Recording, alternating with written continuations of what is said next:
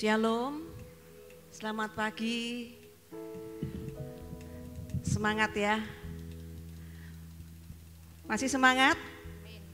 Amin, aminnya kurang semangat, masih semangat?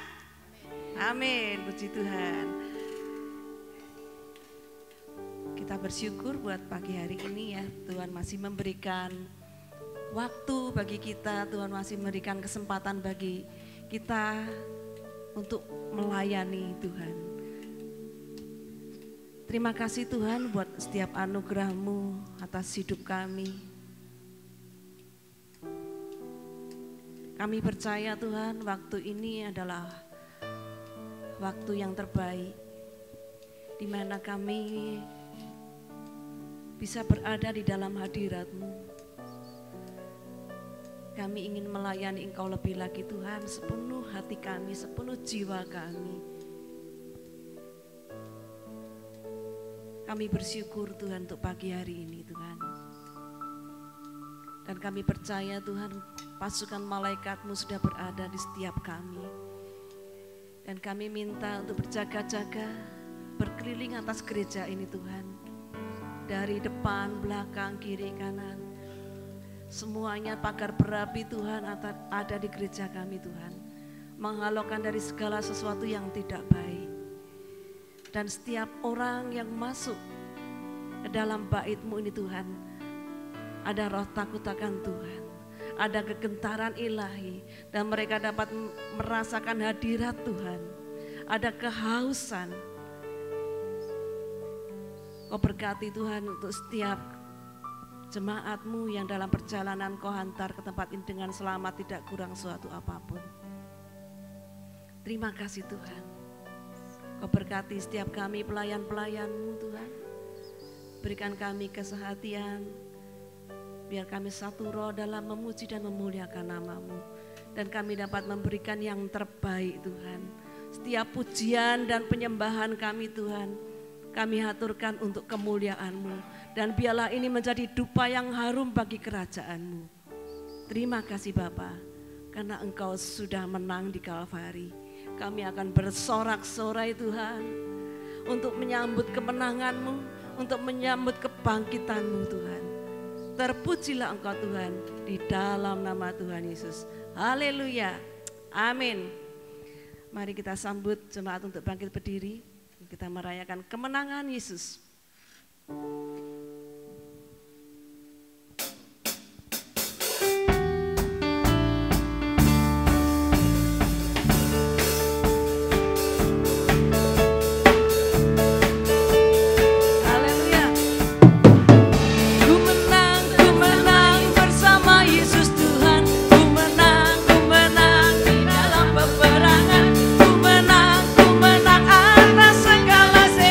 Haleluya, haleluya, ku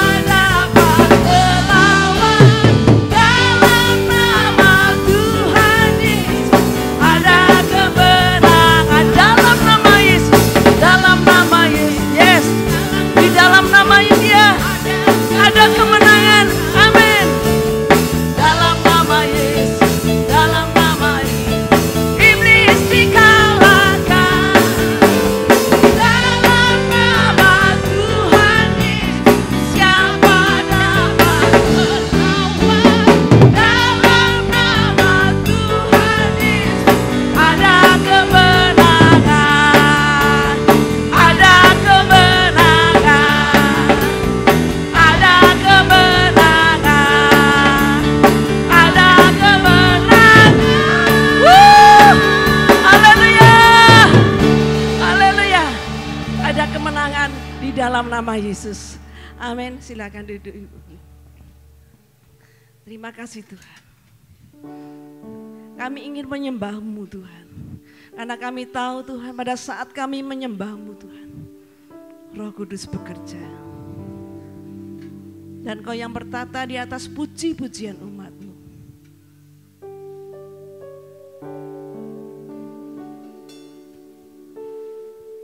Terima kasih. Saat ku menyembah-Mu, Roh-Mu bekerja.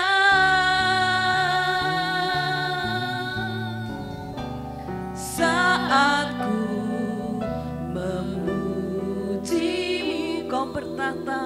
Kau bertata di atas pujian. Saat kami menyembah-Mu Tuhan, saat ku menyembah-Mu, Roh-Mu bekerja. Saat kami memuji-Mu,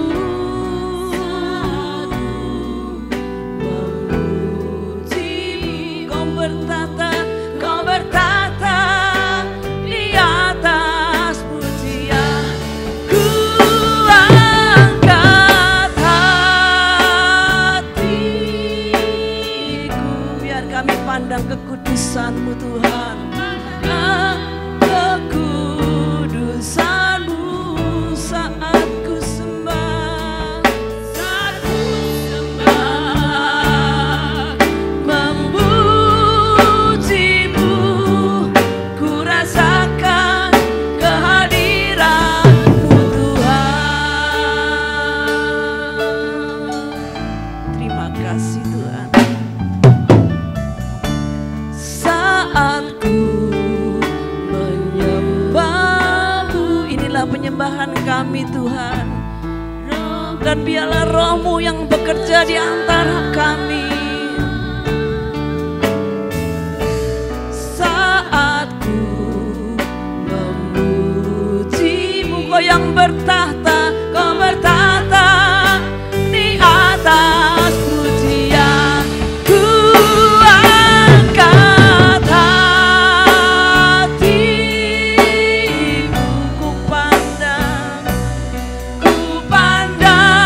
kekudusan-Mu.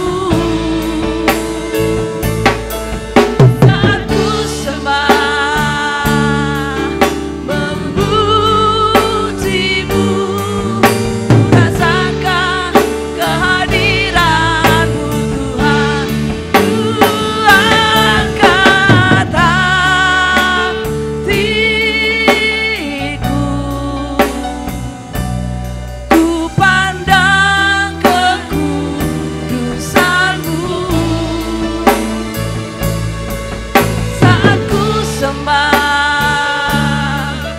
memuji-Mu, ku rasakan kehadiran-Mu Tuhan. Ku angkat hati, kami angkat hati kami Tuhan. Kami mau mandang kekudusan-Mu.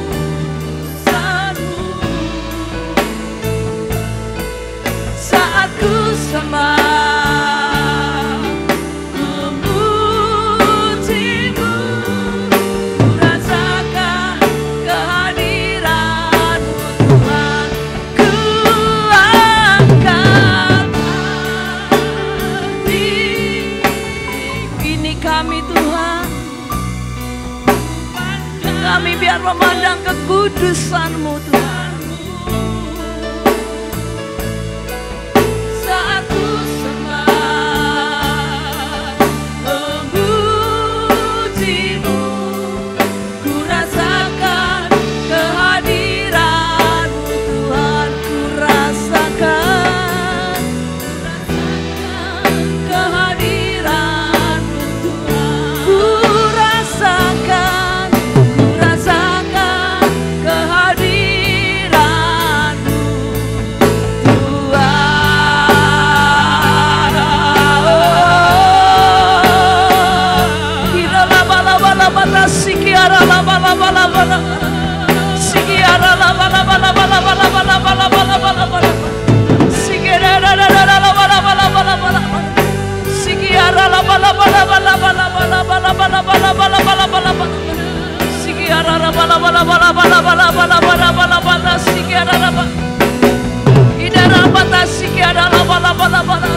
Kami ingin memandang kekudusan-Mu Tuhan. Kami mengangkat hati kami Tuhan.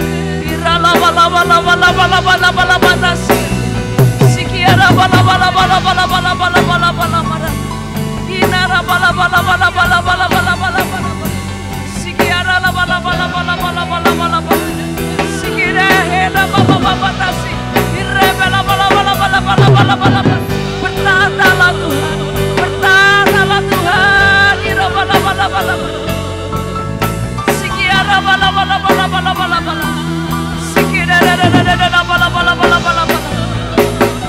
Biar hadirat-Mu turun, hadirat-Mu turun menjamah setiap kami. Hadirat Tuhan menyembuhkan, membebaskan.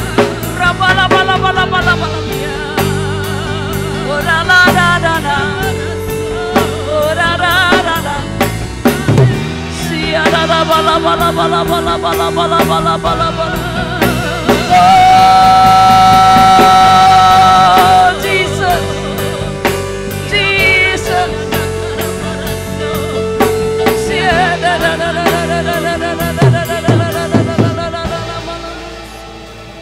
Trikarana malamata sikiana nama. Idarana namo. Inaralamu. Inaralama lama lama. Inaralalalala. Inaralalalala. Pujian, pujian terindah, pujian terindah.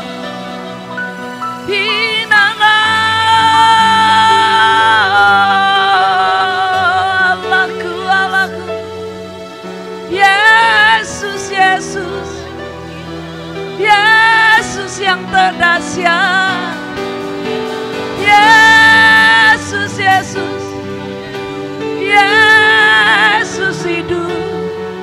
Kami agungkan, kami muliakan besar nama-Mu. Sekian lama-lama.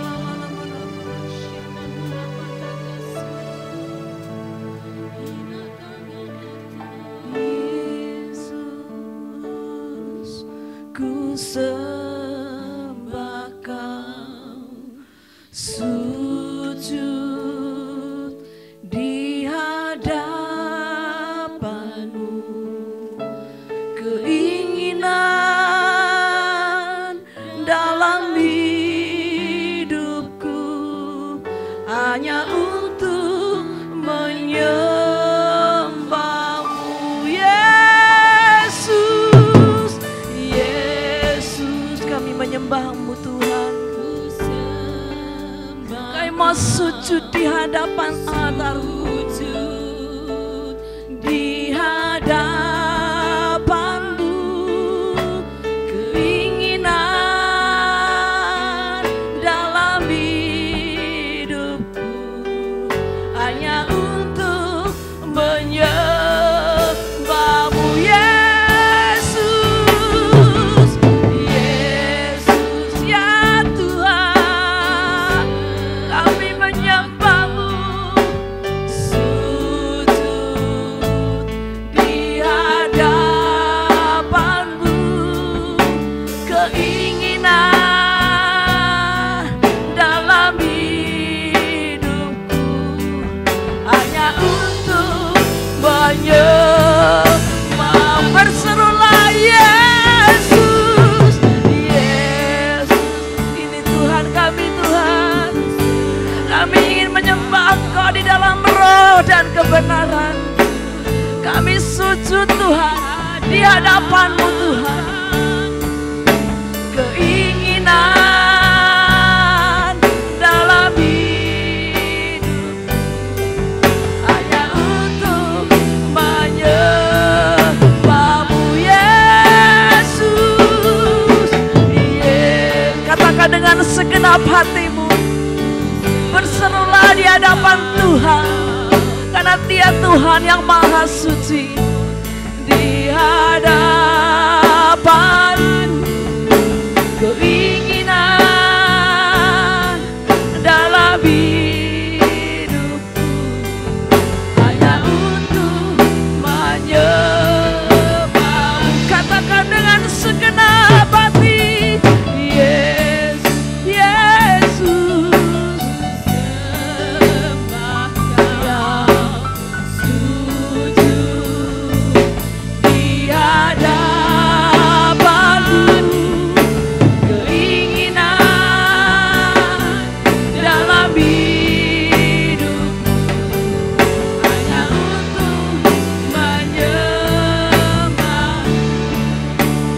Hadirat-Mu memenuhiku, hadirat-Mu Tuhan, hadirat kudus-Mu penuhi bait-Mu, dan ku tersungkur menyembah-Mu yang nampak hanya kemuliaan-Mu. Hadirat-Mu memenuhi, hadirat-Mu Tuhan penuhi setiap kami, hadirat kudus-Mu penuhi hati-Mu, dan ku tersungkur menyembah-Mu yang ku nampak hanya kemuliaan-Mu. Tuhan hadir di bait kudus-Nya, Tuhan hadir di bait kudus-Nya saat umat mencari wajah-Nya, saat umat mencari wajah-Nya, berseru, berseru, berdoa, bersujud menyembah dan menikmati kehadiran-Nya.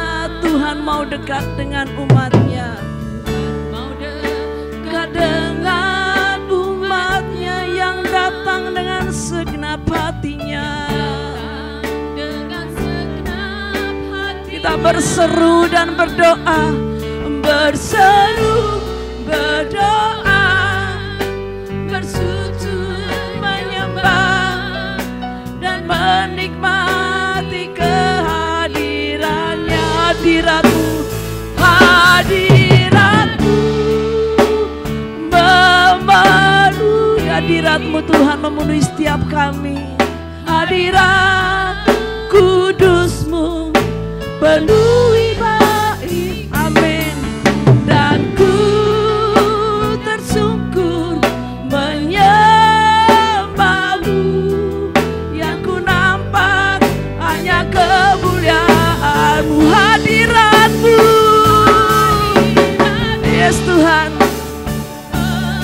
biar hadirat Tuhan memenuhi tempat ini Tuhan, memenuhi setiap kami.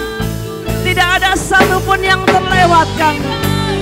Penuh, penuh, penuh dengan roh-Mu Tuhan, penuh dengan kerinduan. Yang ku nampak hanya kemuliaan-Mu. Mari jemaat kita sambut bangkit berdiri.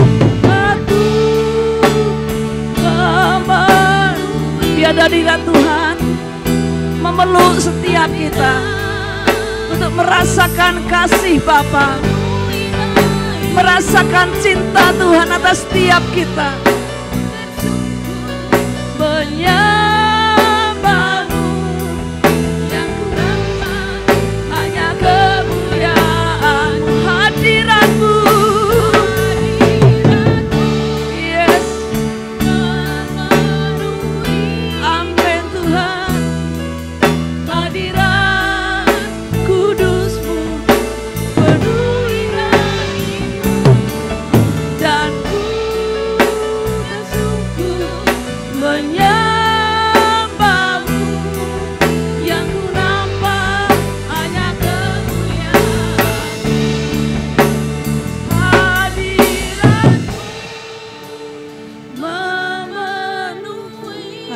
Tuhan ada di tempat ini.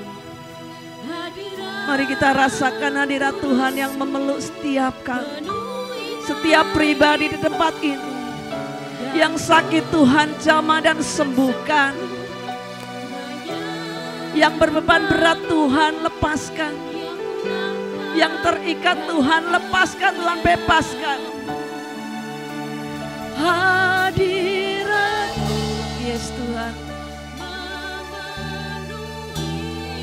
penuh aliran kuasa kasih Tuhan, memenuhi setiap kami Tuhan, memenuhi gereja-Mu Tuhan, menyembah-Mu, yang ku nampak hanya kemuliaan-Mu. Hadirat-Mu memenuhiku, hadirat kudus-Mu penuhi bait-Mu, dan ku tersungkur menyembah-Mu. Yang ku nampak hanya kemuliaan-Mu, yang ku nampak, yang ku nampak hanya kemuliaan-Mu, yang ku nampak, yang ku nampak hanya kemuliaan-Mu. Haleluya, haleluya, haleluya, haleluya, haleluya, haleluya, haleluya. Katakan haleluya, haleluya, haleluya, haleluya. Yesus, Yesus. Terima kasih Tuhan, terima kasih Tuhan. Kami menikmati bait kudus-Mu, kami menikmati hadirat-Mu Tuhan. Terima kasih. Biar kami rasakan pelukan kasih-Mu atas setiap kami. Engkau yang memeluk kami dengan kasih-Mu dengan erat, memulihkan setiap luka hati, memulihkan setiap jiwa. Terima kasih Tuhan. Terima kasih Tuhan. Terima kasih.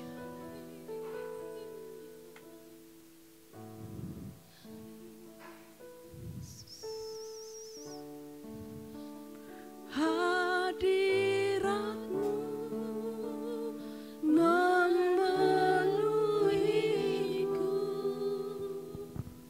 hadirat kudus-Mu penuhi bait-Mu, dan ku tersungkur menyembah-Mu. Yang ku nampak hanya kemuliaan-Mu, hadirat-Mu, hadirat-Mu memenuhi ya Yesus. Hadirat kudus-Mu penuhi bait-Mu, dan ku tersungkur menyembah-Mu. Yang ku nampak hanya kemuliaan-Mu Tuhan. Oh, mari serukan hadirat-Mu, Hadirat-Mu, hadirat-Mu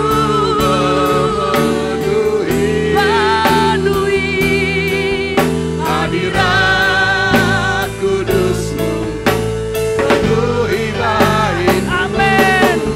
Dan ku tersungkur menyembah-Mu. Yang ku nampak hanya kemuliaan. Mari jemaat, engkau serukan hadirat-Mu.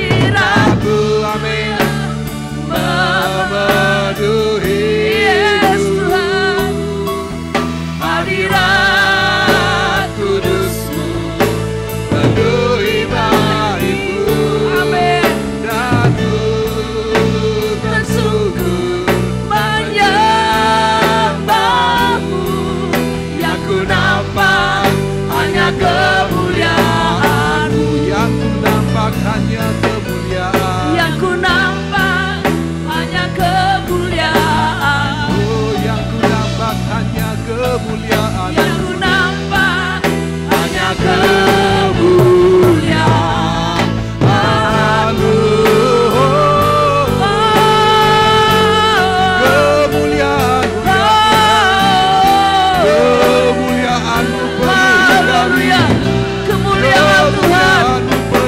Kemuliaan Tuhan, Shekinah glory, Shekinah glory, berikan pengharapan yes bagi Tuhan. kami. Ada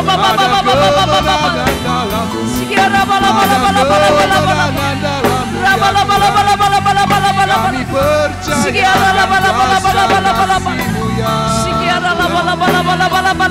Terima kasih Tuhan.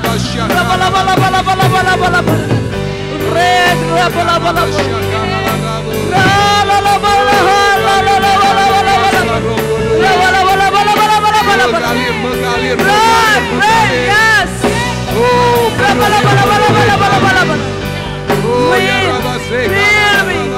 Yes, Tuhan.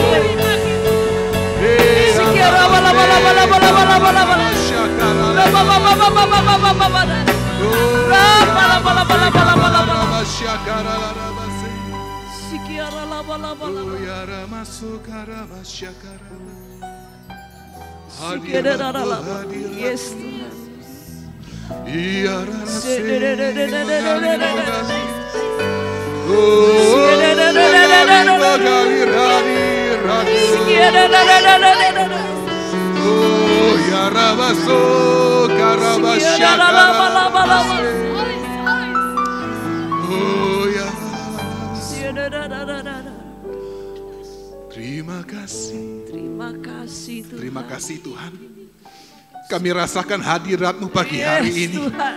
Ada kuasa yang menguatkan kami. Amin. Ada kuasa yang memerdekakan kami. Amin. Karena kami tahu Tuhan Yesus bangkit bagi Amin. kami. Yes. Mengalahkan maut. Yes. Memberikan kemenangan kepada Amin. setiap kami. Amin. Terima kasih buat cinta-Mu kepada kami Tuhan. Yes, Tuhan. Terima kasih buat kasih-Mu kepada Yes. kami. Hari ini biarlah firman-Mu mengajarkan kami akan kehidupan ini. Bagaimana kami harus hidup dalam takut akan Tuhan. Yes. Bagaimana kami mendengar suara Roh-Mu dalam hidup Amin. kami. Berkati Tuhan firman-Mu hari Ya, ini. Yesus. Berkati kami. Roh Kudus ajar kami akan kebenaran-Mu. Dalam nama Tuhan Yesus kami telah berdoa. Haleluya. Amin. Silakan duduk Bapak Ibu. Shalom, selamat pagi semuanya. Berbahagia sekali kita berjumpa kembali pagi hari ini. Ya, Bapak Ibu, hari ini kita akan membahas satu tema ya. Di bulan April ini kita belajar satu tema yaitu perhentian dalam negeri permai. Setiap kita merindukan suatu saat ketika kita mengakhiri kehidupan kita di dunia, kita merindukan kita akan dikumpulkan bersama dengan Tuhan kita. Amin Bapak Ibu. Kita mengharapkan bahwa segala tekanan kita di dunia, segala masalah kita di dunia, segala penyakit kita di dunia, ketika kita mengakhiri pertandingan di dunia ini dengan baik, semua akan kita tinggalkan. Karena kita yakin suatu saat Tuhan akan mengumpulkan kita dalam satu tempat yang luar biasa, di mana tidak ada kesedihan, di mana tidak ada sakit penyakit lagi, di mana tidak ada kekecewaan lagi, karena semuanya digantikan dengan sukacita oleh Tuhan. Dan itu yang kita rindukan Bapak Ibu, suatu saat kita dikumpulkan dalam satu negeri yang permai. Itulah kerajaan surga dari Tuhan kita. Amin. Saya yakin Bapak Ibu, setiap kita yang ada di tempat ini, kita punya iman. Suatu saat ketika saya mati, saya dikumpulkan bersama dengan Tuhan. Dan iman kita yang saat ini Bapak Ibu tidak sia-sia. Karena kita tahu ada upah yang Tuhan berikan kepada kita semua. Mungkin di dunia kita sakit. Mungkin di dunia kita banyak masalah, kita banyak tekanan. Tetapi percaya firman Tuhan bahwa suatu saat nanti kita yang tetap setia, kita yang bertahan sampai akhir, Tuhan akan berikan upah untuk kita semua. Ini bukan cerita dongeng Bapak Ibu. Alkitab adalah firman Tuhan. Apa yang Alkitab tuliskan adalah kebenaran. Oleh karena itu kita percaya apa yang Alkitab katakan, apa yang firman Tuhan katakan itu pasti terjadi. Bulan ini kita akan belajar dari satu suku di Israel, Bapak Ibu. Israel, Yakub itu punya 12 anak laki-laki. Dan 12 menjadi suku daripada Israel, Bapak Ibu. Dan pagi hari ini kita akan belajar satu suku, yaitu suku Isakar. Satu bulan ini kita akan belajar satu suku, yaitu suku Isakar. Kita buka dalam Kejadian pasal 49, ayat yang ke-14 sampai 15. Kita bacakan pada hitungan yang ketiga, Kejadian pasal 49, ayat 14 sampai dengan yang ke-15. 1, 2, 3. Isakar adalah seperti keledai yang kuat tulangnya, yang meniarap di apit bebannya. Ketika dilihatnya bahwa perhentian itu baik dan negeri itu permai, maka disendengkannya lah bahunya untuk memikul, lalu menjadi budak rodi. Amin. Bapak Ibu, siapa itu Isakar? Kalau kita baca dalam kitab Kejadian, kita menemukan satu cerita yang sangat unik. Satu kali ketika Ruben ya, anak dari Lea dan Yakub, dia mendapat satu buah, yaitu buah dudaim, Bapak Ibu.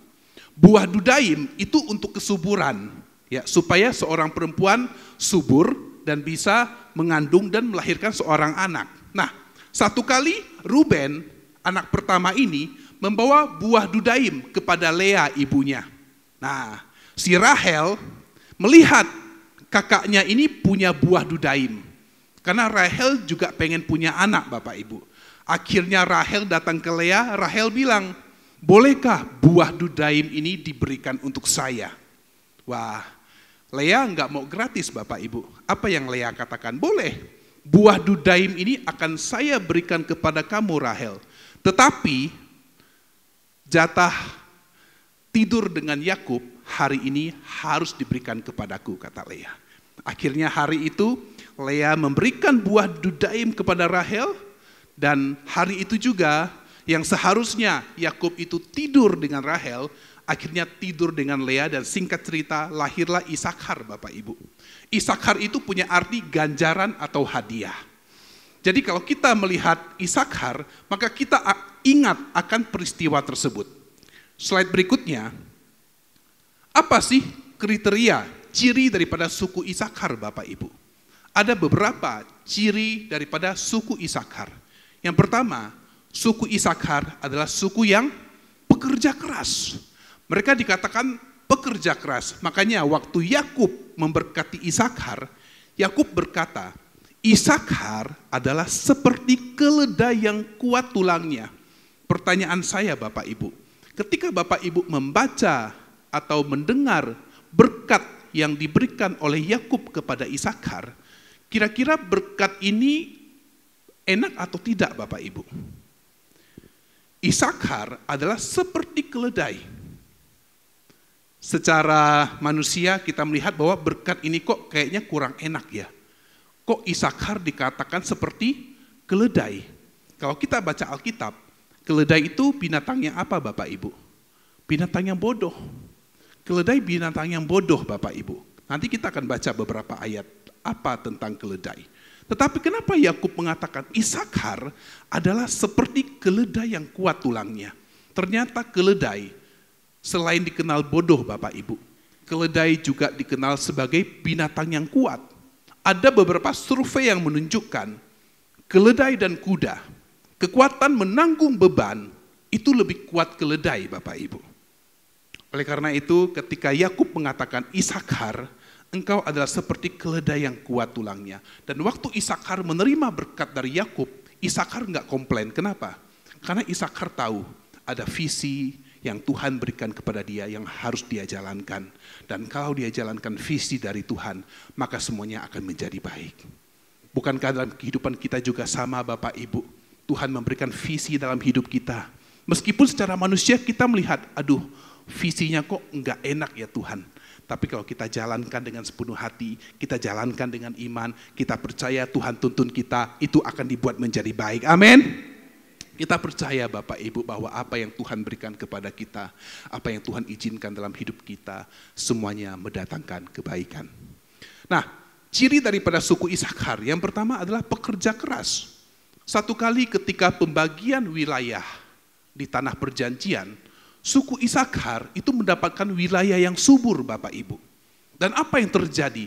Karena mereka pekerja keras, akhirnya wilayah yang subur yang mereka dapatkan, itu mereka kelola dengan luar biasa. Sehingga wilayah yang subur itu memberikan kemakmuran kepada suku Isakar. Dan oleh karena mereka makmur, maka mereka menjadi suku ketiga dengan populasi yang paling besar di Israel. Bayangkan Bapak Ibu, sudah pekerja keras, dikasih wilayah yang subur di tanah perjanjian. Bayangkan, kalau mereka ini orang-orang yang malas, kira-kira wilayah yang subur itu bisa memakmurkan mereka enggak Bapak Ibu kalau enggak dikelola? Enggak bisa. Kenapa? Tanah yang subur meskipun dia subur, tapi kalau tidak dikelola, tidak ditanami, tidak dikerjakan, tidak akan menghasilkan apa-apa.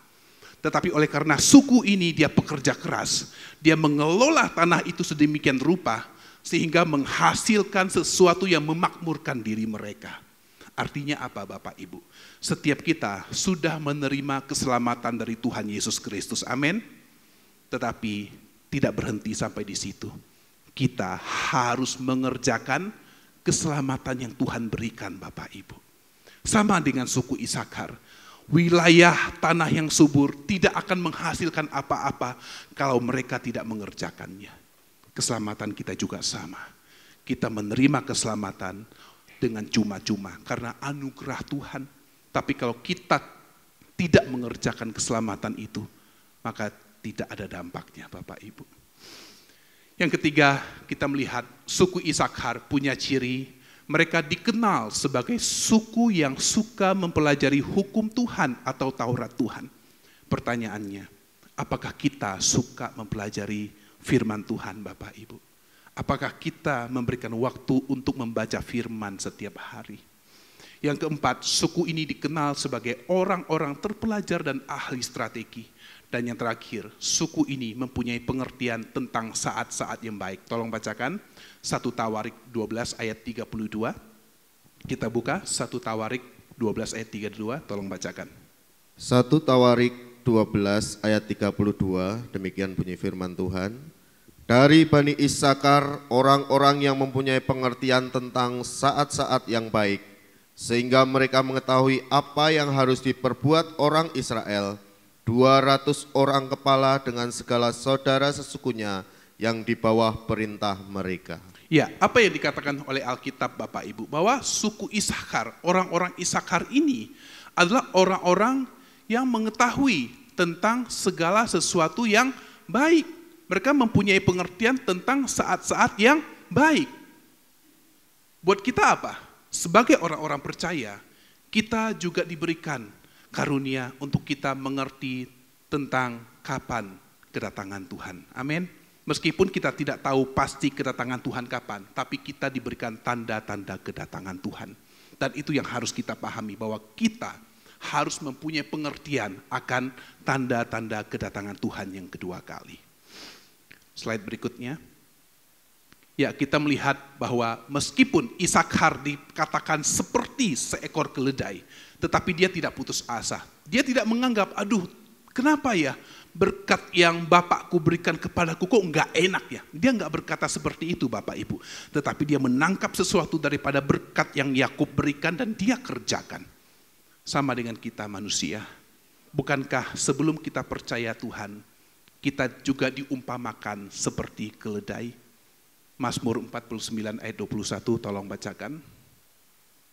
Mazmur 49 ayat 21. Mazmur 49 ayat 21, manusia yang dengan segala kegemilangannya tidak mempunyai pengertian, boleh disamakan dengan hewan yang dibinasakan. Ya, Ayub 11 ayat 12 dikatakan, jikalau orang dungu dapat mengerti, maka anak keledai liar pun dapat lahir sebagai manusia. Jadi Bapak Ibu, sebelum kita percaya kepada Tuhan Yesus, kita juga diumpamakan seperti keledai. Kenapa? Karena keledai adalah satu, selain dia binatang yang bodoh, dia juga najis Bapak Ibu. Jadi keledai ini sama orang Israel nggak boleh dimakan, karena keledai ini binatang najis. Nah, dahulu bukankah kita juga seperti itu sebelum kita percaya kepada Tuhan Yesus? Kita dahulu juga orang-orang berdosa, tetapi oleh karena kasih karunia Tuhan, kita diselamatkan. Kita diberikan janji akan kehidupan kekal bersama dengan Tuhan. Amin Bapak Ibu. Meskipun kita bodoh di pemandangan dunia, namun ada harapan dipilih oleh Allah. Yang penting kita mau untuk mengaku Tuhan Yesus sebagai Tuhan dan Juru Selamat kita. Hari ini saya memberikan judul khotbah saya, memperoleh keistimewaan. Tujuan khotbah hari ini adalah mengharapkan pengubahan tubuh. Mari kita mau eksposisi dalam 1 Korintus pasal yang ke-15, ayat 50 sampai dengan yang ke-58.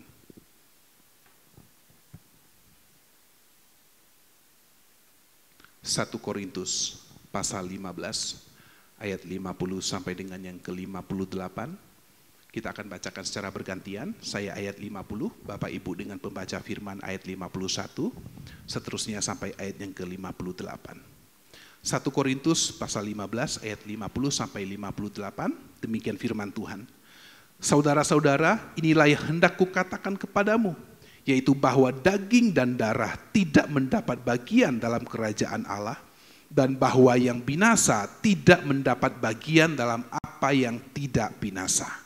Sesungguhnya aku menyatakan kepadamu suatu rahasia, kita tidak akan mati semuanya, tetapi kita semuanya akan diubah. Dalam sekejap mata, pada waktu bunyi nafiri yang terakhir, sebab nafiri akan berbunyi dan orang-orang mati akan dibangkitkan dalam keadaan yang tidak dapat binasa, dan kita semua akan diubah. Karena yang dapat binasa ini harus mengenakan yang tidak dapat binasa, dan yang dapat mati ini harus mengenakan yang tidak dapat mati.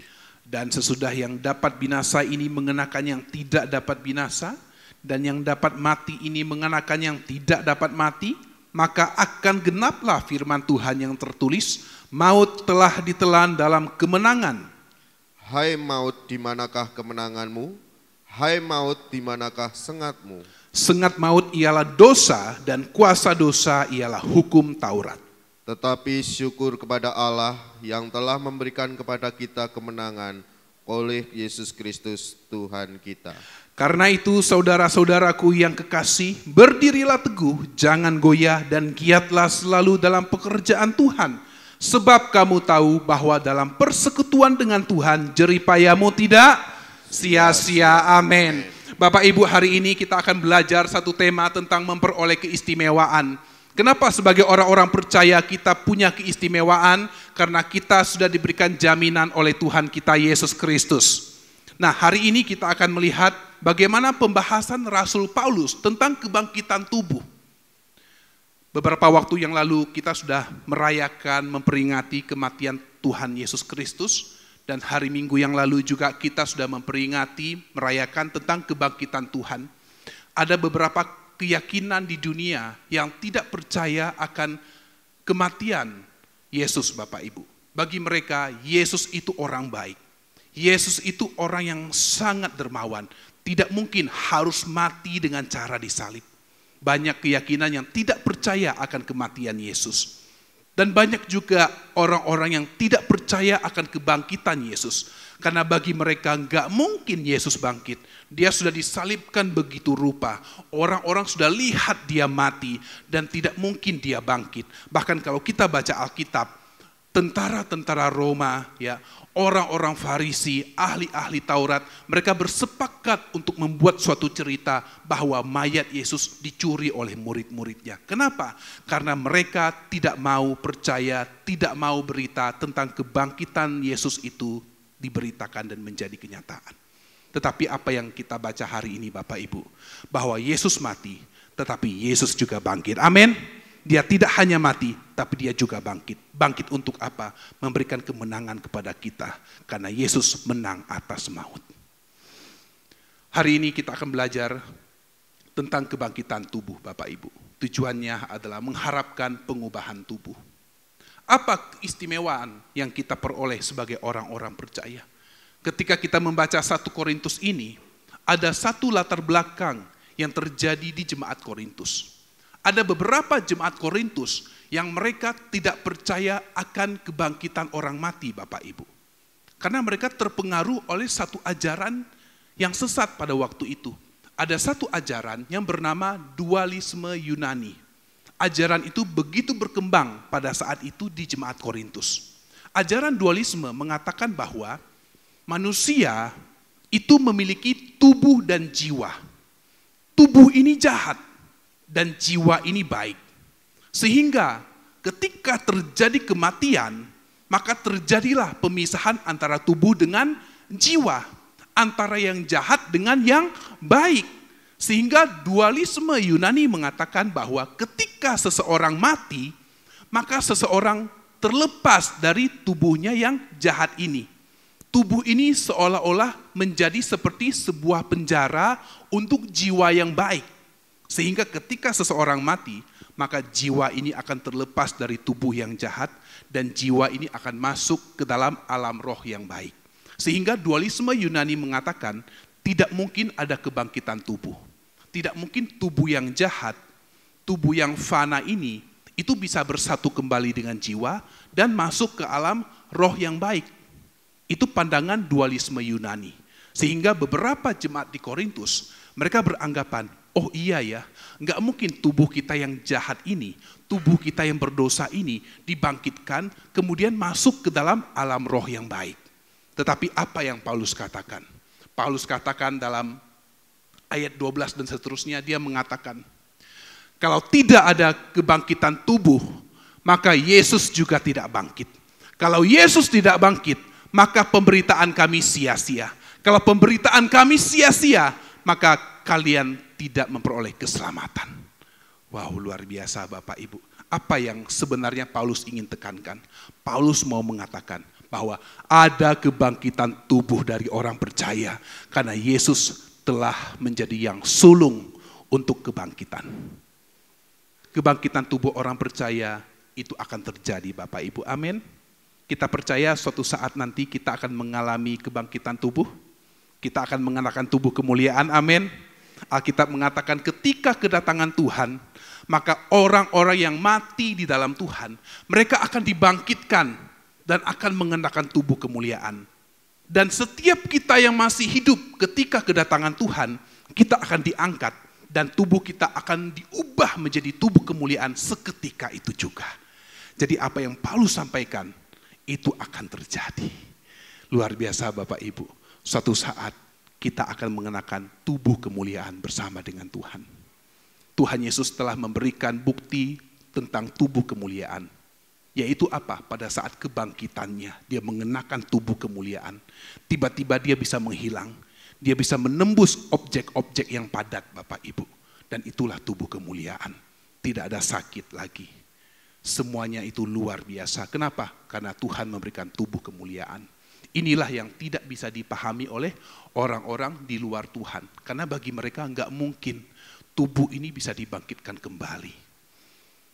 Hari ini kita akan belajar apa keistimewaan yang kita peroleh sebagai orang-orang percaya Bapak Ibu. Yang pertama, keistimewaan yang pertama adalah kita diberikan pengertian. Ayat 50-52 mengatakan bahwa suatu saat nanti tubuh kita yang dapat binasa ini akan digantikan dengan tubuh yang tidak dapat binasa. Dan banyak orang gak mengerti tentang itu. Tetapi Paulus mendapat pengertian dari Tuhan bahwa suatu saat semua orang percaya, baik yang mati maupun yang masih hidup, mereka akan mengenakan tubuh kemuliaan. Jadi kita melihat Paulus menyatakan suatu rahasia mengenai tubuh kemuliaan yang akan dialami oleh semua orang percaya. Jadi Bapak Ibu, Tuhan memberikan pengertian dan membukakan rahasianya kepada orang-orang yang dikasihinya. Bagaimana supaya kita bisa punya pengertian kalau kita dekat dengan Tuhan? Kita nggak bisa dapat pengertian dari Tuhan Bapak Ibu kalau kita tidak dekat dengan Tuhan. Kolose 1 ayat 25-26 tolong bacakan. Kolose 1 ayat 25-26. Aku telah menjadi pelayan jemaat itu sesuai dengan tugas yang dipercayakan Allah kepadaku untuk meneruskan firman-Nya dengan sepenuhnya kepada kamu, yaitu rahasia yang tersembunyi dari abad ke abad dan dari turunan ke turunan, tetapi yang sekarang dinyatakan kepada orang-orang kudus-Nya. Amin. Apa yang dikatakan Bapak Ibu? Yaitu rahasia yang tersembunyi dari abad ke abad dan dari turunan ke turunan. Jadi ada satu rahasia yang tidak bisa dimengerti oleh orang-orang Bapak Ibu. Dari abad ke abad. Tetapi akhirnya dinyatakan, dibukakan lewat Rasul Paulus. Apa yang mau saya tekankan? Bahwa ketika kita dekat dengan Tuhan, ada rahasia-rahasia dari Tuhan yang akan dibukakan kepada kita. Oleh karena itu bagaimana orang-orang percaya bisa bertahan dalam kehidupan ini Bapak Ibu? Karena ketika mereka dekat dengan Tuhan, Tuhan akan memberikan pengertian hikmat kepada orang tersebut. Slide berikutnya.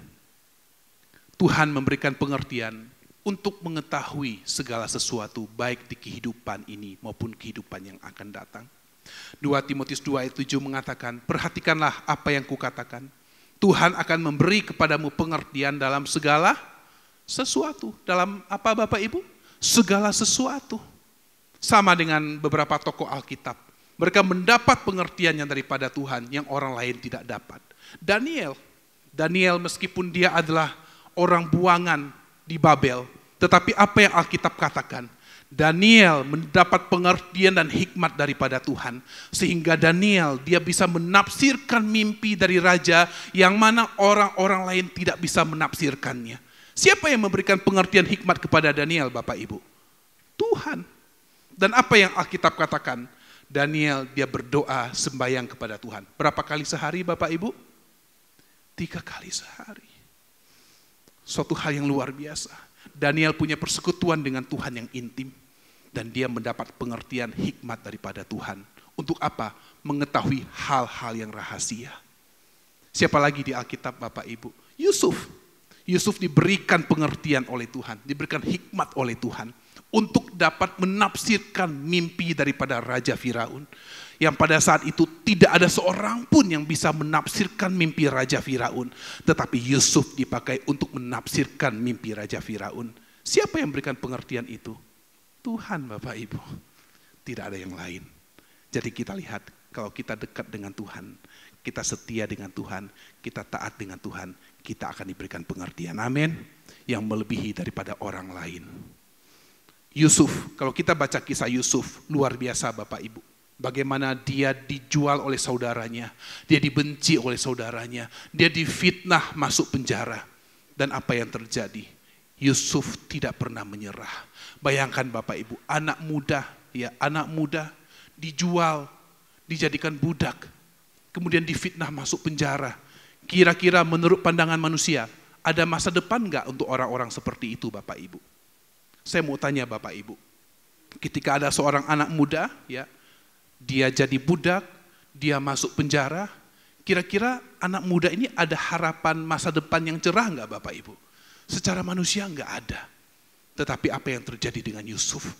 Dia lewati semua itu dengan baik. Dia tidak mengeluh dengan Tuhan karena dia tahu ketika Tuhan izinkan proses itu terjadi, ada sesuatu yang baik yang Tuhan sediakan bagi dia. Dan apa yang Alkitab katakan? Ketika Yusuf melewati semua itu, ketika dia menjaga pikirannya, ketika dia menjaga hatinya, Tuhan angkat dia menjadi orang nomor 2 di Mesir. Proses yang gak gampang Bapak Ibu. Mungkin bagi kita, kalau kita jadi Yusuf, mungkin kita bisa stres, kita bisa komplain. Tapi apa yang Yusuf lakukan? Dia gak mau berhenti dengan keadaannya. Dia terus melangkah bersama dengan Tuhan. Bahkan Yusuf ketika dia digoda oleh istri Potifar, Yusuf lari. Yusuf tidak menganggap, kebetulan nih, ada istri majikanku suka dengan aku. Wah, kesempatan ini. Aku ini jadi budak, miskin, wah ini kesempatan ini. Yusuf enggak begitu Bapak Ibu.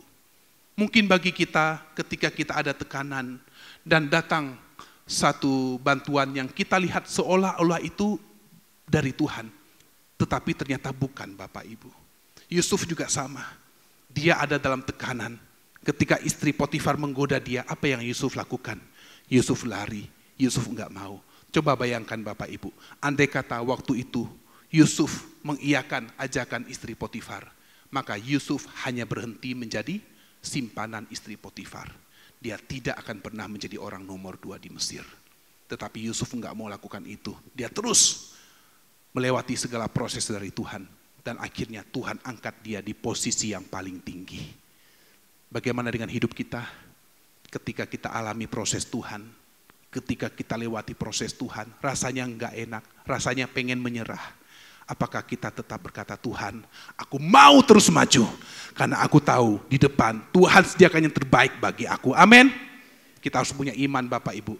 Tuhan meskipun enggak enak, aku tetap yakin Tuhan sertai langkah hidupku. Yusuf juga sama. Dia merasa hal yang tidak enak, tapi karena ada pengertian hikmat dari Tuhan, dia terus melangkah untuk menyelesaikan semuanya. Berikutnya, orang yang diberikan pengertian dan hikmat oleh Tuhan akan memperoleh kekuatan dan sukacita dalam hidupnya. Kita melihat rasul-rasul, jemaat mula-mula, mereka punya kekuatan. Kenapa? Karena Tuhan berikan pengertian kepada mereka. Ada kehidupan setelah kematian. Penderitaan yang mereka alami sementara. Rasul-rasul, jemaat mula-mula, mereka mengalami penganiayaan yang begitu luar biasa Bapak Ibu. Bahkan pada saat kekaisaran Raja Nero, ya, orang-orang percaya itu ditangkap Bapak Ibu, ya, dikumpulkan dan diberi makan kepada singa Bapak Ibu. Tapi ada satu kesaksian yang luar biasa. Ketika orang-orang Kristen jemaat mula-mula ini ditangkap dan mereka mau diberi makan kepada singa, ada kesaksian yang mengatakan orang-orang Kristen ini mereka bisa tetap tenang Bapak Ibu. Dan mereka bisa berdoa dalam keadaan yang seperti itu. Meskipun mereka tahu mereka akan dimakan oleh singa. Mereka akan mati pada waktu itu. Tetapi ada ketenangan dalam diri mereka. Siapa yang beri? Tuhan. Siapa yang berikan mereka kekuatan? Tuhan. Bukankah saat ini kalau kita bisa bertahan sampai hari ini, itu karena kekuatan dari Tuhan Bapak Ibu? Bukan karena kekuatan kita, tapi karena kekuatan dari Tuhan. Ada kekuatan dari Yang Maha Kuasa yang menguatkan setiap kita. Beberapa kali saya bertemu dengan orang-orang yang memberikan kesaksian. Di detik-detik mereka sudah mau menyerah. Tetapi ketika mereka datang kepada Tuhan, ada satu kekuatan yang membangkitkan gairah mereka untuk berjuang kembali.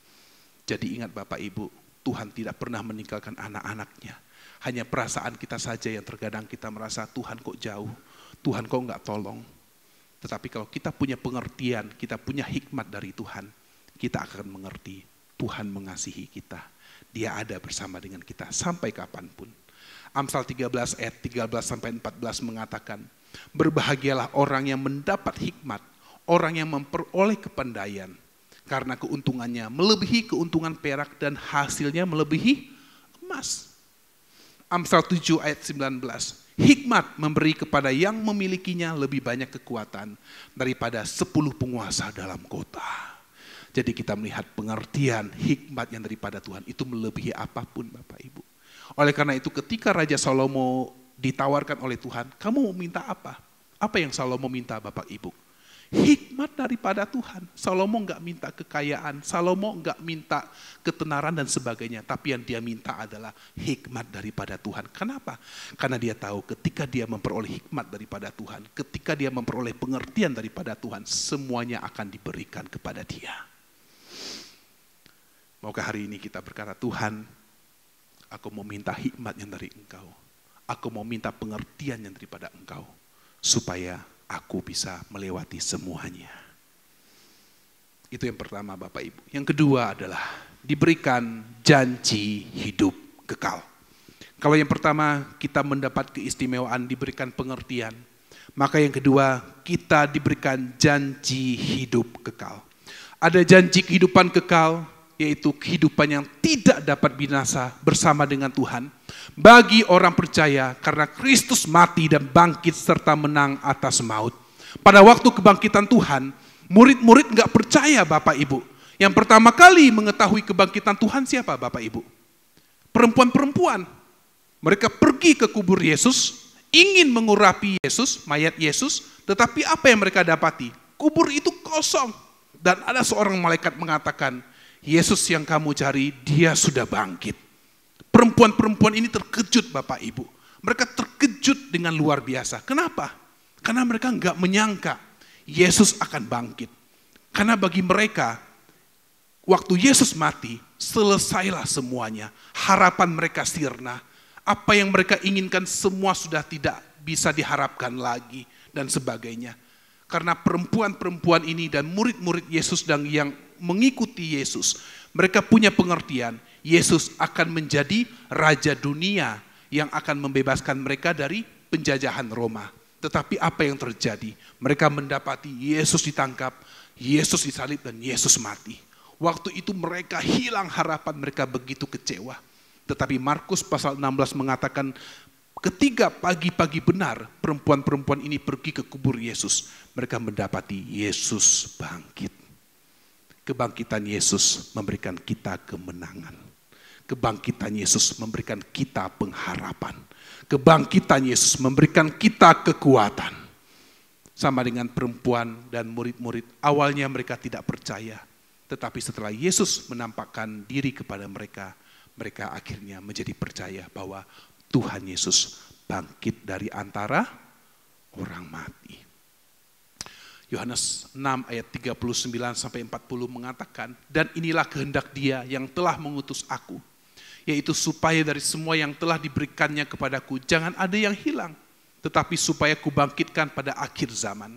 Sebab inilah kehendak Bapa-Ku, yaitu supaya setiap orang yang melihat Anak dan yang percaya kepadanya beroleh hidup yang kekal, dan supaya aku membangkitkannya pada akhir zaman. Jadi ada dua Bapak Ibu, kita punya kehidupan yang kekal, dan sekali lagi di akhir zaman setiap kita yang sudah mati akan dibangkitkan dan memakai tubuh kemuliaan.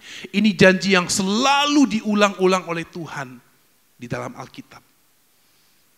Pertanyaannya, ketika kita sudah memperoleh janji kehidupan kekal, apa yang harus kita lakukan?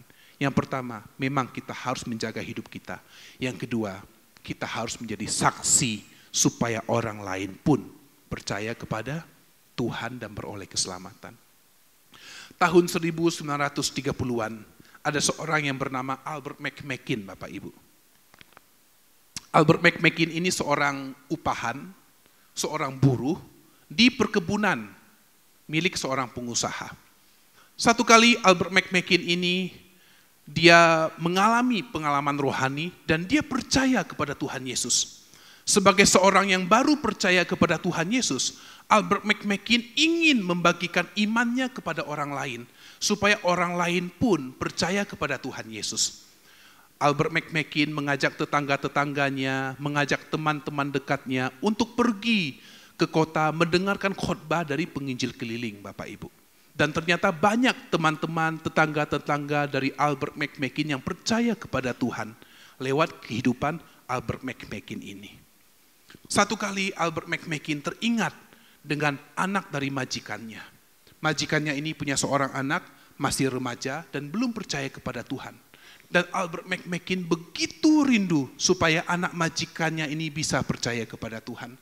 Satu kali dia datangi anak majikannya yang masih remaja, dia katakan, ayo ikut saya ke kota, dengarkan khotbah dari penginjil keliling supaya engkau terima Tuhan Yesus. Tapi apa yang dikatakan anak remaja ini Bapak Ibu? Anak remaja ini mengatakan, enggak mau, buat apa dengar khotbah, membosankan dan sebagainya. Tetapi Albert McMakin dia tidak hilang harapan. Dia berdoa kepada Tuhan, Tuhan berikan saya hikmat bagaimana caranya supaya saya bisa mengajak anak majikan saya ini untuk percaya kepada Tuhan. Satu kali Tuhan kasih dia hikmat. Caranya begini Bapak Ibu. Albert McMakin datang lagi kepada anak majikannya yang masih remaja ini. Albert McMakin berkata, oke, kalau kamu tidak mau ikut saya ke kota, maka bisa enggak saya minta tolong ke kamu? Tolong setiap kali saya dan tetangga saya ingin ke kota mendengarkan khotbah dari penginjil keliling, tolong kamu setirkan kami mobil pickup untuk mengantarkan kami ke sana. Bapak Ibu, anak remaja disuruh setir mobil, senang apa enggak? Senang Bapak Ibu ya, anak remaja dikasih kesempatan setir mobil, senang. Nah ini juga sama, anak majikannya ini, wah senang sekali, oke, saya setuju. Setiap kali kalian akan ke kota mendengarkan khotbah dari penginjil keliling, saya akan antarkan kalian ke sana. Wah diantar Bapak Ibu, setiap kali ada khotbah dari penginjil keliling. Sampai di sana, selalu Albert McMakin ini mengajak anak dari majikannya, ayo turun, ikut dengarkan khotbah. Tetap jawabannya nggak mau. Dia di mobil menunggu mereka sampai selesai. Setiap hari seperti itu. Sampai satu kali Albert McMakin berdoa lagi kepada Tuhan. Tuhan, kasih saya hikmat, kasih saya pengertian. Bagaimana cara supaya anak ini mau turun dari mobil, mendengarkan khotbah, dan percaya kepada Engkau. Betul Bapak Ibu, musim semi tahun 1934 kurang lebih. Anak majikannya ini turun dari mobil dan dia mau mendengarkan khotbah dari penginjil keliling di kota itu. Dan singkat cerita, anak remaja ini percaya kepada Tuhan, memberi dirinya untuk dibaptis dan dia menjadi pelayan Tuhan. Dan anak remaja itu adalah Billy Graham Bapak Ibu. Wah luar biasa ya. Setiap kita tahu Billy Graham, seorang penginjil yang luar biasa, memenangkan jutaan orang di seluruh dunia. Tetapi Billy Graham sendiri dibenangkan oleh satu orang yang sederhana. Orang sederhana Bapak Ibu. Seorang upahan, seorang buruh di perusahaan ayahnya. Itu memenangkan Billy Graham. Artinya apa? Mungkin setiap kita tidak bisa menjadi seperti Billy Graham yang khotbah kemana-mana. Tetapi setiap kita bisa menjadi Albert McMakin, orang sederhana, tapi dia punya hati supaya orang lain percaya kepada Tuhan. Tuhan selalu memakai orang-orang sederhana Bapak Ibu, orang-orang yang punya hati untuk dipakai. Seringkali orang berkata, aduh saya nggak bisa pelayanan, saya bukan orang yang terpelajar, orang yang hebat, orang yang bertalenta. Enggak Bapak Ibu. Di Alkitab, ketika kita baca Alkitab, Tuhan selalu memakai orang-orang sederhana. Kenapa? Karena mereka mau dipakai oleh Tuhan. Penjala-penjala ikan, nelayan, tukang-tukang kayu. Siapa mereka? Di masyarakat mereka adalah orang-orang yang tidak terpandang. Tetapi di mata Tuhan, mereka diubah menjadi orang-orang yang luar biasa. Amin Bapak Ibu. Saat ini, siapapun Anda, percayalah ketika Anda mau memberikan diri Anda kepada Tuhan untuk dibentuk, Tuhan akan pakai secara luar biasa. Yang ketiga, Bapak Ibu, yang terakhir, keistimewaan apa yang kita dapat, yaitu yang ketiga adalah diberikan kekuatan. Mari kita baca sekali lagi ayat 57 sampai 58, tolong bacakan. Ayat 57 sampai 58. Tetapi syukur kepada Allah yang telah memberikan kepada kita kemenangan oleh Yesus Kristus, Tuhan kita. Karena itu, saudara-saudaraku yang kekasih, berdirilah teguh, jangan goyah, dan giatlah selalu dalam pekerjaan Tuhan. Sebab kamu tahu bahwa dalam persekutuan dengan Tuhan, jerih payahmu tidak sia-sia. Apa yang dikatakan oleh Paulus? Bahwa dalam persekutuan dengan Tuhan, jerih payahmu tidak sia-sia. Apa yang menjadi jerih payah kita saat ini untuk Tuhan, semuanya tidak sia-sia. Tenaga yang kita berikan, uang yang kita berikan mungkin, harta yang kita berikan mungkin, waktu yang kita berikan buat Tuhan, semua tidak sia-sia. Kenapa? Semua akan Tuhan gantikan dengan sesuatu yang jauh lebih baik. Tuhan tidak pernah berhutang kepada anak-anaknya. Dia selalu membalas semuanya dengan berlimpah. Yang ketiga, kita diberikan kekuatan. Harapan di dalam Tuhan memberikan kita kekuatan untuk tetap bertahan dalam iman dan menghadapi segala tekanan yang ada di dunia. Oleh karena itu Paulus katakan, saudara-saudaraku, berdirilah teguh, jangan goyah, dan giatlah selalu dalam pekerjaan Tuhan. Mau enggak kita giat dalam pekerjaan Tuhan? Mau enggak kita setia sama Tuhan? Mau enggak kita mengatakan, Tuhan, aku mau taat kepada Engkau sampai akhir. Filipi 4 ayat 13, segala perkara dapat kutanggung di dalam Dia yang memberi kekuatan kepadaku. Siapa yang memberi kekuatan kepada kita? Tuhan, bukan kita. Dengan kekuatan kita, kita bisa menyerah. Kita bisa putus asa. Tetapi kalau dengan kekuatan Tuhan, kita bisa bertahan sampai kapanpun. Ada upah yang akan kita terima ketika mengakhiri pertandingan di dunia ini dengan baik, yaitu taat dan setia sampai akhir. Saya mau tutup dengan satu kesaksian. Beberapa minggu yang lalu Bapak Ibu, Saya diminta untuk mendoakan seorang anak remaja, kurang lebih usia 16 tahun. Anak remaja ini sakit, kena leukemia, dan sudah menjalar kemana-mana Bapak Ibu. Tidak hanya sakit leukemia aja, tapi sakit yang lain juga. Dokter sudah bilang, anak ini hanya bisa hidup sampai hari Jumat. Tetapi luar biasanya Bapak Ibu, anak remaja ini dikasih hidup sampai hari Selasa. Dokter ngomong Bapak Ibu, anak ini hanya bisa hidup sampai hari Jumat. Tetapi Tuhan kasih waktu dia hidup sampai hari Selasa. Sabtu, Minggu, Senin, Selasa. Ada 4 hari Bapak Ibu. Dan di 4 hari inilah kami datang melayani anak remaja tersebut. Saya datang, saya doakan, saya kasih firman Tuhan Bapak Ibu. Anak remaja ini dari keluarga yang bukan Kristen, dari keluarga yang tidak percaya Tuhan. Tetapi di keluarga itu hanya anak remaja ini satu-satunya yang percaya kepada Tuhan Yesus. Dan di akhir-akhir hidupnya, dia berkata kepada saya, Om, saya tetap percaya kepada Tuhan Yesus. Saya tetap percaya, saya pasti akan disembuhkan. Dia punya iman yang begitu besar. Sampai saya sendiri mendengarnya pun terharu Bapak Ibu. Saya kasih tahu dia, saya doakan. Iya, kita berdoa, Tuhan berikan yang terbaik bagi kamu. Singkat cerita, hari Selasa dia meninggal, Bapak Ibu. Dan waktu saya datang ke tempat pemakaman, saya bertemu orang tuanya. Orang tuanya bercerita, Pak, sebelum anak ini meninggal, dia melihat sesuatu yang luar biasa. Saya tanya, apa itu Ibu? Anak saya melihat satu cahaya yang begitu terang. Sampai dia berkata, Mah, aku lihat cahaya begitu terang Mah, sampai aku gak bisa lihat yang lain. Enggak lama kemudian anak ini meninggal. Apa yang mau saya sampaikan Bapak Ibu? Banyak orang-orang yang punya kerinduan untuk bisa percaya kepada Tuhan. Tapi sedikit kesempatan yang mereka dapatkan. Lewat cerita ini kita melihat Tuhan mengasihi anak-anaknya. Di detik-detik terakhir pun Tuhan memberikan kesempatan untuk anak-anaknya bisa selamat jiwanya. Amin. Beberapa kali saya besuk ke rumah sakit. Orang sudah mau meninggal Bapak Ibu. Tapi masih diberikan kesempatan untuk membereskan dirinya. Membereskan dosanya. Setelah itu meninggal dengan damai. Jadi kita lihat betapa baiknya Tuhan kita. Di saat-saat terakhir anak-anaknya mau mati. Tuhan masih berikan kesempatan untuk pemberesan. Supaya apa? Jiwanya selamat. Bukankah hari ini kalau kita sehat, kita bisa ke gereja, kita bisa beribadah dengan baik. Bukankah itu suatu anugerah yang luar biasa Bapak Ibu? Itu suatu anugerah yang luar biasa yang Tuhan berikan kepada kita. Sangat disayangkan kalau kita diberikan kesehatan, kita malas-malasan beribadah. Kita malas datang ke gereja.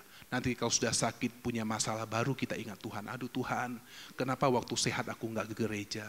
Kenapa waktu sehat aku enggak melayani Engkau? Waktu sakit baru menyesal. Tetapi waktu kita masih sehat seperti inilah, kita bisa berikan yang terbaik bagi Tuhan. Banyak orang-orang yang ketika sakit keras baru mereka menyesal. Kenapa ya waktu hidup masih sehat saya tidak sungguh-sungguh sama Tuhan. Mari Bapak Ibu, lewat firman Tuhan hari ini kita melihat bahwa kasih Tuhan begitu besar buat kita. Dia begitu menyayangi kita karena kita adalah anak-anaknya.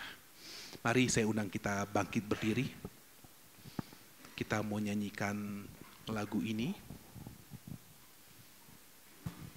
Kasih Tuhan sungguh mulia dan tulus.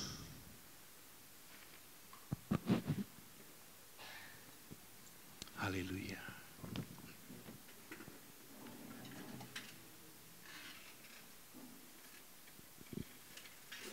Yes.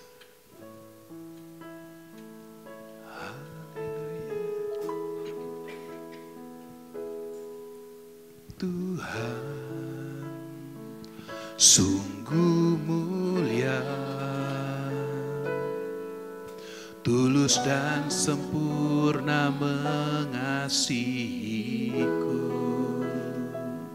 pengorbanan di Kalvari sungguh berharga, kau tebus menebus dosaku.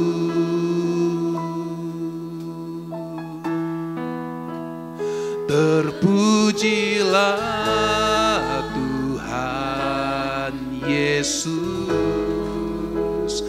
ditinggikan di atas pujian. Dari dalam lubuk hatiku, ku sujud dan berterima kasih. Terpujilah, terpujilah Tuhan Yesus, ditinggikan di atas pujian.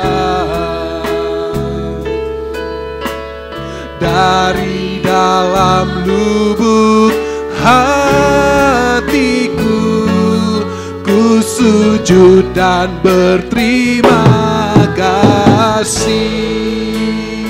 Kasih Tuhan tak bersyarat, kasih Tuhan tak bersyarat, tak bersyarat, tak seperti cinta yang ada di dunia, seperti cinta yang ada di dunia. Selalu memberi, selalu memberi lebih dari yang layak ku terima di hidupku. Terpujilah Tuhan Yesus, ditinggikan di atas pujian. Dari dalam lubuk hatiku, ku sujud dan berterima. Oh, mari serukan, terpujilah Tuhan Yesus, ditinggikan di atas pujian. Dari dalam lubuk hatiku, ku sujud dan berterima. Oh, mari serukan, terpujilah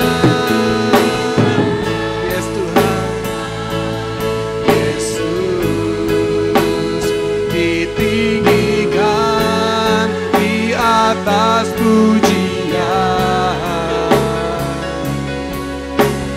Dari dalam lubuk hatiku, ku sujud dan berterima kasih. Dari dalam lubuk hatiku, dari dalam lubuk hatiku, ku sujud dan berterima kasih. Mari serukan, dari dalam lubuk hatiku, dari dalam lubuk hatiku, ku sujud dan berterima kasih. Mari sembah Dia, sembah Dia.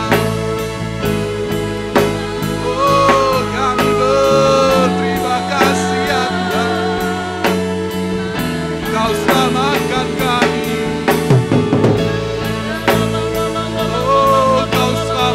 Kami ya Tuhan,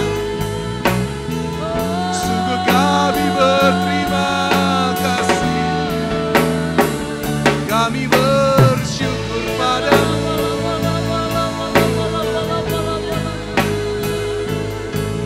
Haleluya, sungguh besar pengorbananmu bagi kami. Ya Rabasya Karabase,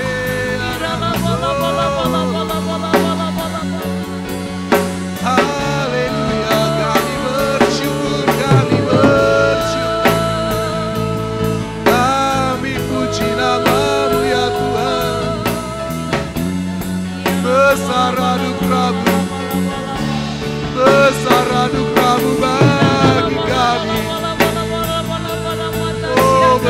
pengorbananmu. Sungguh ajaib perbuatanmu. Haleluya, haleluya. Haleluya ya Tuhan. Biar hati kami bersuka, biar hati kami memuji, biar hati kami berglori. Nyatakan Kau yang termulia. Kami perlu Engkau Tuhan. Kami perlu Engkau Yesus. Haleluya. Kami perlu. Terima kasih. Terima kasih ya Tuhan. Haleluya ya Yesus.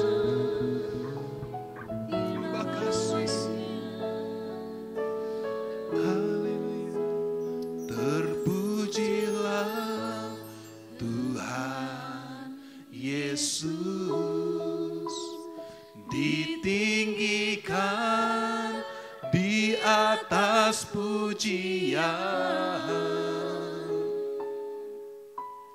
Dari dalam lubuk hatiku,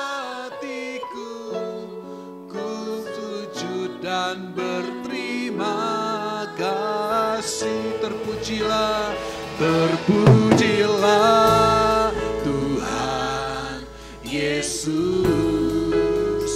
ditinggikan di atas pujian. Dari dalam lubuk hatiku, ku sujud dan berterima. Mari angkat kedua tanganmu, engkau serukan. Terpujilah Tuhan Yesus, amin. Ditinggikan di atas pujian.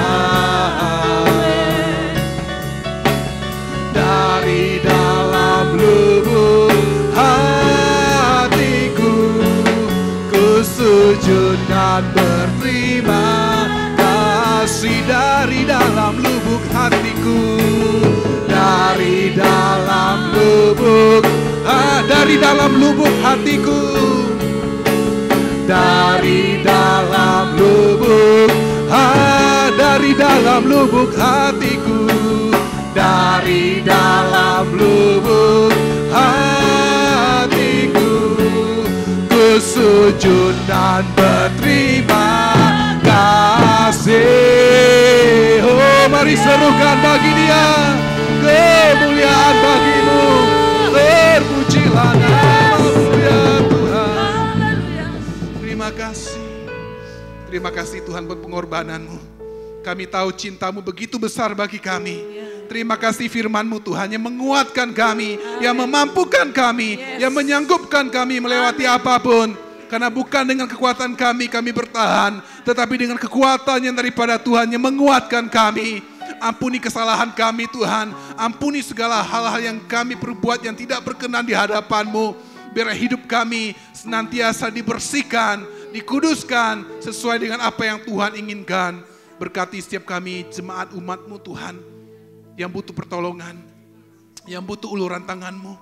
Biar Engkau yang menjadi penolong bagi mereka. Engkau yang menjadi Tuhan penyelamat atas hidup kami semua. Terima kasih. Karena kami tahu jeripaya kami tidak sia-sia. Ada upaya yang Tuhan sediakan bagi kami. Iman kami tidak sia-sia. Karena kami tahu Tuhan bangkit bagi kami. Oleh karena itu kami mau percaya semakin kuat di dalam Engkau. Terima kasih Tuhan, terima kasih untuk firman-Mu. Berkati persembahan yang sebentar akan diberikan oleh umat-Mu. Bila Tuhan berkati berlimpah-limpah kepada kami semua karena kasih-Mu kepada kami. Terima kasih, dalam nama Tuhan Yesus kami berdoa. Haleluya, amin. Terima kasih Tuhan buat hari ini. Kami bersyukur Tuhan begitu baik bagi kami.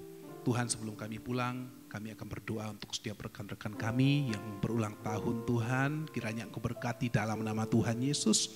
Dalam pekerjaan Tuhan, dalam segala yang diharapkan, biarlah Tuhan yang berkati. Dalam penambahan usia, kesehatan, semuanya Tuhan berkati dalam nama Tuhan Yesus. Damai sejahtera memberkati, melingkupi anak-anak-Mu yang berulang tahun ini Tuhan. Kami juga berdoa Tuhan untuk setiap Tuhan jemaat-jemaat-Mu yang sakit, yang butuh pertolongan. Kiranya Tuhan juga yang menyembuhkan, memulihkan jemaat-jemaat-Mu ini dalam nama Tuhan Yesus. Dimanapun mereka berada, baik di rumah maupun di rumah sakit, kami berdoa ada kesembuhan yang Tuhan berikan. Tangan Tuhan yang memulihkan, Tuhan segala sakit-sakit mereka dipulihkan, disembuhkan dalam nama Tuhan Yesus. Kami beriman, kami berkata yang sakit sembuh, pulih dalam nama Tuhan Yesus. Terima kasih Tuhan. Kami juga terus berdoa Tuhan untuk setiap jemaat umat-Mu yang mengalami permasalahan. Tuhan juga yang memberikan pertolongan bagi mereka. Tuhan yang menjadi pengharapan bagi mereka. Dan juga untuk anak-anak Tuhan, untuk anak-anak kami semuanya Tuhan juga berkati Tuhan.